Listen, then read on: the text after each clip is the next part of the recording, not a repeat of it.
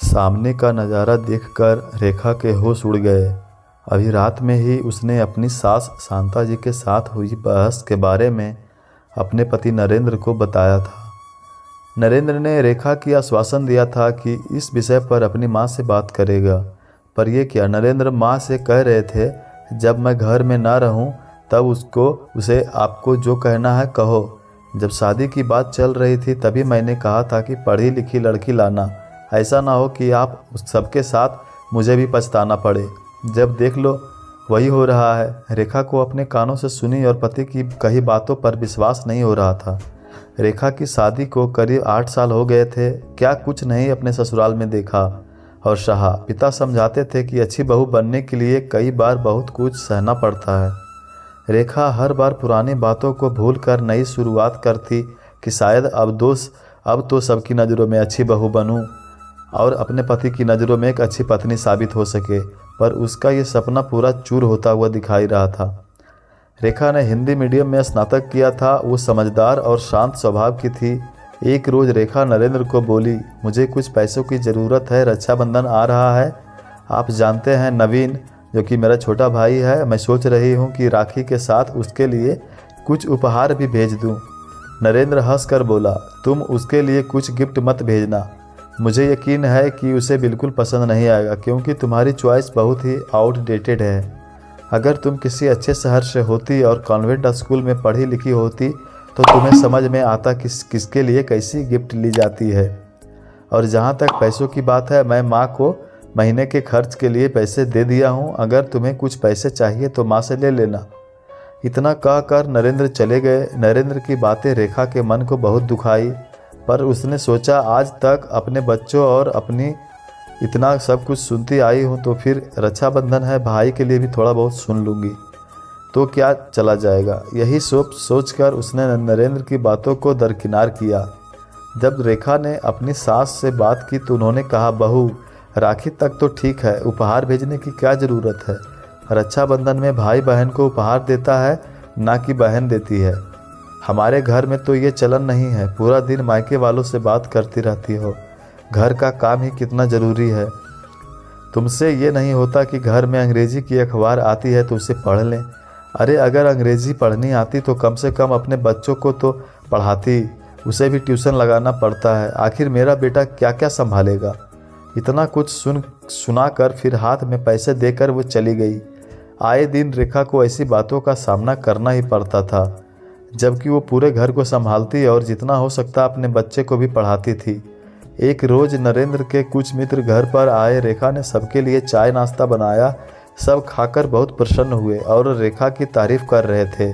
जैसे ही रेखा सबके लिए आइसक्रीम लेकर आई, नरेंद्र की एक महिला सहकर्मी बोली, रेखा जी क्या मैं आइसक्रीम भी आपने खुद ही बनाई थी। रेखा मुस्कुराकर बोली, जी मैंने ही बनाई है। आजकल कोई भी व्यंजन बनाना कठिन नहीं है, यूट्यूब में सब कुछ दिखाते हैं तो सीखना आसान हो गया है। नरेंद्र का एक मित्र उससे बोला, Narendra your wife is very talented, all food are very yummy and delicious. Rekha मुस्कुरा कर बोली, थैंक यू।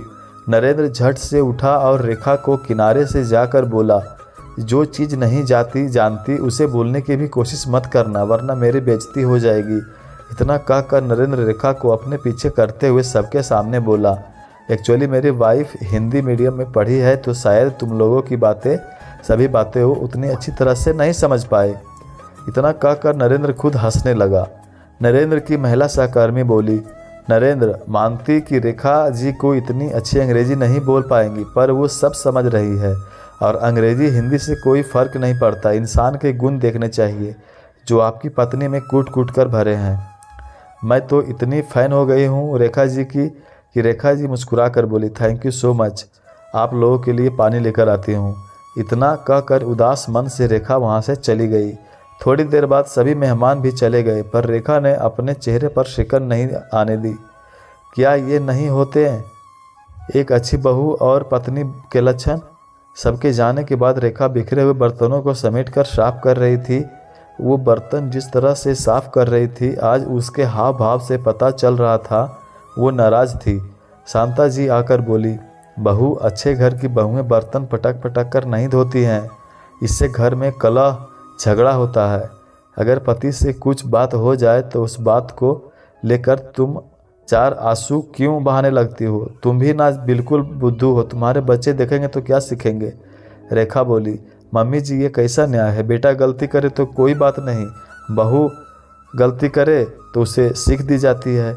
मम्मी जी इतने साल सब करने के बाद भी अगर मैं बुद्धू ही हूँ तो मुझे नहीं बनना है अब अच्छी बहू। इतना कहकर वो जूठे बर्तनों को यहीं छोड़कर अपने कमरे में चली गई। शांता जी सूर्य में थी क्योंकि पहली बार उन्होंने रेखा का ऐसा रूप देखा था। तभी नरेंद्र उनके पास आया। शांता जी बोली, हर बार गलती तुम करते हो और मुझे बहू को समझाना पड़ता है। अगर नाराज़ होकर चली गई तो सब कुछ मेरे ऊपर आ जाएगा। आखिर तुम उसे ऐसा कुछ कहने ही क्यों देते हो कि वो दुखी हो जाए? इतना कहकर शांता जी रेखा के कमरे में गई। शांता जी जो रेखा के पास आई और प्यार से पूछा तो रेखा ने पूरी बात बताई। शांता जी बोली, बहू माफ़ करने वाले का दिल हमेशा बहुत बड़ा होता है। मैं तो कहती हूँ माफ़ कर दो नरेंद्र को। जो वो सबके सामने जो तुम पर हंसा, आगे से वो ऐसा कभी नहीं करेगा।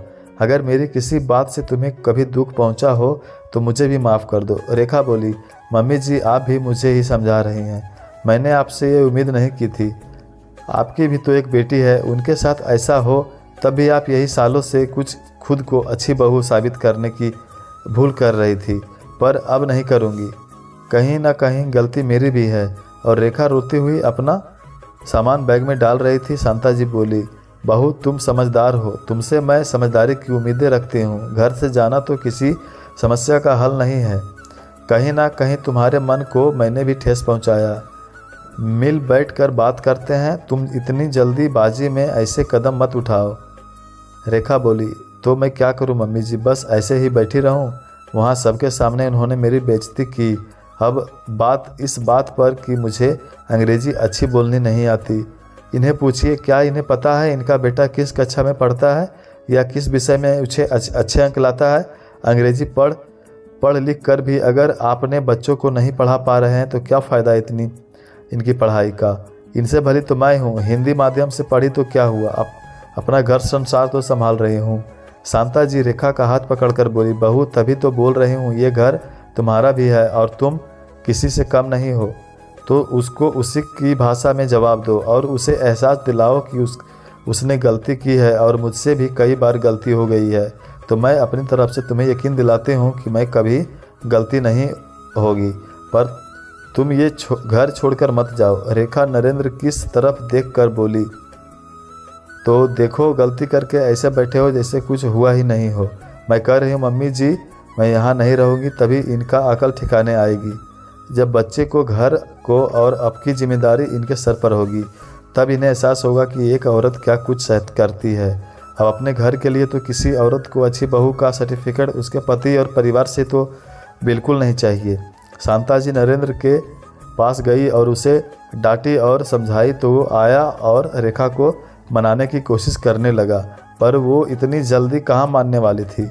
रेखा ने मन में ठान ली अपनी सास की बात कि वो नरेंद्र को अब एहसास दिलाएगी कि उसकी माँ के आज तक उसके साथ गलत किया। उस वक्त रेखा ठहर गई। फिर कुछ वक्त बीता। रेखा थी तो बिहार की रहने वाली, पर बंगाल की रहने वाली गई थी तो रोज उससे बांग्ला भाषियों से सामना होता था, तो उसने भी सीख मिली बांग्ला भाषा और सबको उसने अपना बना लिया था। बस पति और सास ही अपने कभी तक नहीं बन पाए थे। अगले महीने रेखा और नरेंद्र की सालगिरह थी तो रेखा ने घर में पूजा करवाई। आस पड़ोस के लोगों के साथ नरेंद्र के ऑफिस के सहकर्मी भी आए थे। पूजा खत्म होने के बाद सब एक साथ बैठे तो सबने रेखा और नरेंद्र को एक भजन गाने के लिए कहा तो रेखा ने मान लिया। नरेंद्र धीरे से रेखा को बोला, अगर तुमने माना है तो तुम ही गाओ, यहाँ कोई फिल्मी गाना नहीं माना है जो तुमने जोश में आकर हाँ कर दिया। रेखा ने एक सुंदर बांग्ला गीत और एक हिंदी भजन सबको सुनाया।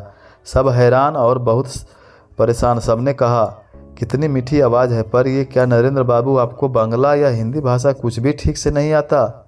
और सब हंसने लगे। रेखा बोली, लगता है आप लोगों को आंखों देखे पर भरोसा नहीं हो रहा है। कई बार मुझे भी एक नहीं हुआ था, पर इसमें से कौन सी बड़ी बात है? एक भाषा नहीं जानने से कोई इंसान अधूरा नहीं होता, और मैं तो ये भाषा जानती हूँ और मैं इनकी अर्धांगिनी हुए ना पूरे जानी। शांता जी भी बोली, मेरी बहू अच्छी अंग्रेजी नहीं बोलती, पर जो अपनों को करीब लाए हर दो भाषा बोलती है।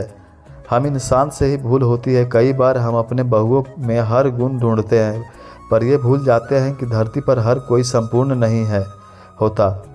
कभी सास या पति में भी होती है। कैसे हम बहुओं को अच्छा बुरा होने का सर्टिफिकेट दे सकते हैं। नरेंद्र समझा कि उससे आज तक बहुत बड़ी गलती होती आई है। उसने रेखा से माफ़ी मांगी और उसे एहसास भी हुआ।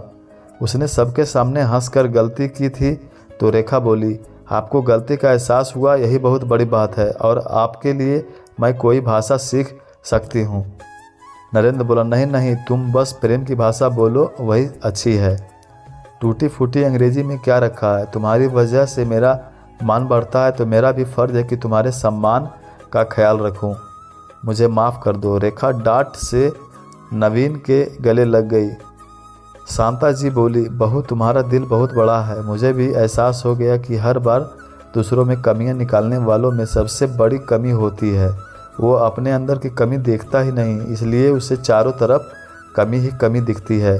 रेखा ने अपनी सास को गले लगाया और पुरानी बातें को फिर से नई शुरुआत की ओर करके अपना परिवार अपने भूल को सुधारने का अपने हो सकते हैं तो आखिर कोशिश करने में क्या हर्ज है। अंत भला तो सब भला। मित्रों, भाषा कोई भी हो, इंसान का मन अच्छा होना चाहिए कि उसके विचार और वाक्यों में कोई दुखी ना हो। अगर कोई भाषा अच्छी है और आप किसी के लिए अच्छे विचार नहीं रखते हैं तो वह भाषा भी उन विचारों को बदल नहीं पाते। औरत का घर परिवार सब संभालती है, बदले में बस अपने लिए प्यार भरे शब्द और थोड़ा सा सम्मान चाहती है। तो क्या वो ज़्यादा चाहती है? कहानी पूरी सुनने के लिए धन्यवाद।